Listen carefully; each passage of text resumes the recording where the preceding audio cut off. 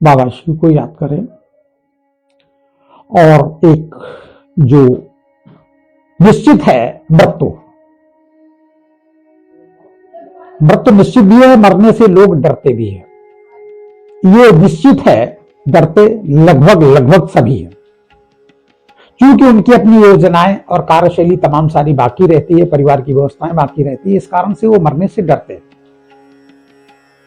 एक परमात्मा नियम को समझना बहुत जरूरी है। परमात्मा कहता है हर चीज का एक समय निर्धारित है, हर व्यवस्था का समय निर्धारित है, और जब निर्धारित है तो वो होकर रहेगा। आप बहुत सारे शादी ब्याह का जब समय चलता है तो ऐसी स्थिति में देखते हैं कि लोग कार्ड बांटने जाते हैं और एक्सीडेंट हो जाता है, पिता पुत्र की मृत्यु हो जाती है।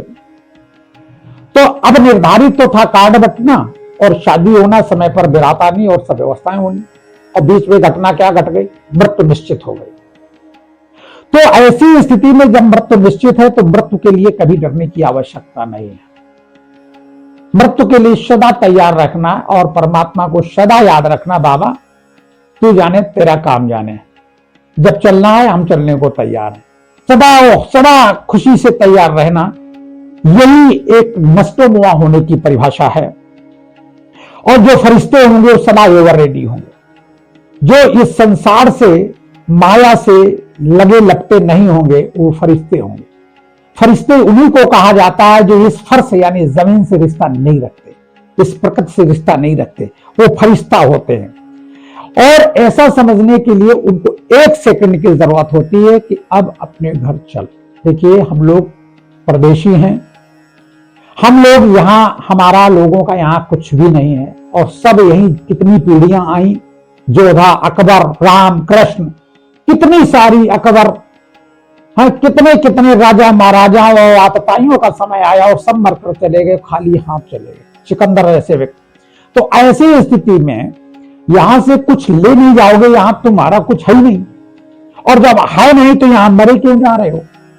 इसलिए सदा एवर रेडी रखो। इस फर्श पर रहने का मतलब है कि इस 5 फुट के शरीर को चलाना है, और चलाने की सामग्री इस धरा पर भरपूर है, और जब धरा पर भरपूर है तो उसका प्रयोग करना चाहिए, और प्रयोग करके इस शरीर को पालना चाहिए, और पालते पालते परमात्मा याद करते करते, और एक सेकंड भी न लगावे, क्योंकि फर्श से रिश्ता न रखे। मकान का क्या होगा, दुकान का क्या होगा, बच्चों का क्या होगा, हर व्यक्ति का अपना समय निर्धारित है, हर व्यक्ति अपने समय पर शरीर छोड़ के चला जाएगा। तुम होगे तब भी चला जाएगा, तुम नहीं होगे तब भी चला जाएगा। तो ऐसी स्थिति में जिसको जो भी दुख सुख उनके कर्मानुसार उनके कर्म में निर्धारित होंगे वो भोग भोगना ही पड़ेगा। तो ऐसी स्थिति में मरने के लिए सदैव तैयार रहना है। ये मरने के लिए सदा तैयार रहना ये आध्यात्म सिखाता है। माया तो जिंदा रहने के लिए सिखाती, कितना जिंदा रहो, माया कहती तो मेरे ग्रह को, और ग्राहक जो है जितनी समय तक रहेगा उतनी समय तक वो उसका लाभ देता रहेगा। तो माया तो जिंदा रखना चाहती कि भोगते रहो, हम सताते रहे। लेकिन अध्यात्म ये कहता है जब नियमावली के आगे कुछ भी नहीं है, सब शून्य है, और नियम के आधार पर माया भी कुछ नहीं कर पाएगी, शरीर को तो छोड़ना ही पड़ेगा। इसलिए छोड़ने के लिए सदा तैयार रहोगे तो एक मनोदशा स्वस्थ और निश्चल रहेगी, बंधी नहीं रहेगी। ऐसी स्थिति में जब बंधी नहीं रहेगी तो क्या होगा, तुम्हारी आयु ठीक होगी, मन स्वस्थ होगा और बीमारियां इंटर नहीं करेगी। तो मरने के लिए सदैव तैयार रहना चाहिए, और इस फर्श से कोई भी रिश्ता न रहकर फरिश्ते बनो, और आराम से जहां जहां डोलो और शिव शिव बोलो। बस यही जीवन का आनंद है, और इसी को कहते हैं मरने के लिए सदा तैयार रखना। बोलने का मतलब, शिव शिव बोलने का मतलब हमें शिव बाबा के पास जाना है, क्योंकि हम लोगों का घर परम धाम है, आत्माएं वहां रहती हैं। हम सब लोग वहां से इस धरा पर खेलने आए हैं, और खेल कर जाना है, ना कि खेल का सामान समेट कर।